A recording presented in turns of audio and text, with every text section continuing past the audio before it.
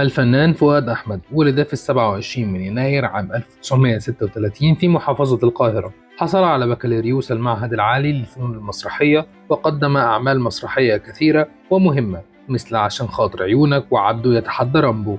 ومنعت مسرحيته المخططين من العرض في وقتها، وخيرته الجهات الأمنية آنذاك بركوب عربية الشرطة أو ترك المسرحية والعودة للمنزل، فقرر العودة لبيته وأولاده. قدم مونولوج ما تستعجبش ما تستغربش في مسرحية علشان خاطر عيونك.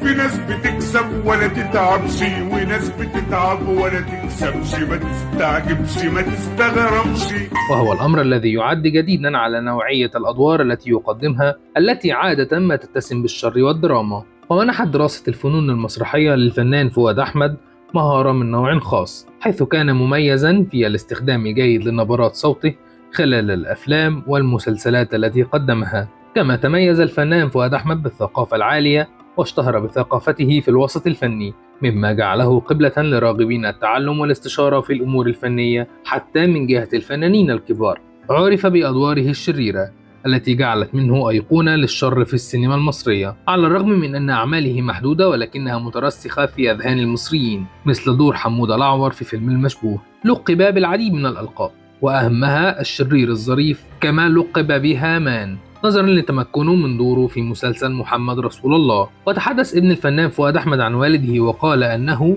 كان متفاني جدا في عمله، وجميع الإكسسوارات والملابس للشخصيات كان يختارها بنفسه. يقول ابنه أن درجة التفاني وصلت إلى حلق شعر رأسه في شخصية هامان، ورفض ارتداء الباروكة ليكون أول ممثل يحلق شعره من أجل دور فني. قال إن البيت يرفع حالة الاستعداد القصوى وقت تلقي والده دور جديد، كما أنه كان يستخدم أفراد الأسرة لعمل بعض البروفات على دوره الجديد.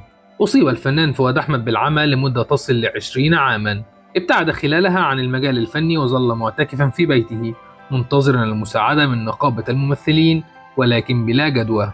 قيل أن السبب في فقدانه البصر كان بسبب مكير وضع له كمية من الأطران على رأسه تسببت في سد الشعيرات الدموية بالرأس وتوقف وصول الأكسجين للمخ، بالإضافة إلى استخدام الدوكو في دهان وجهه.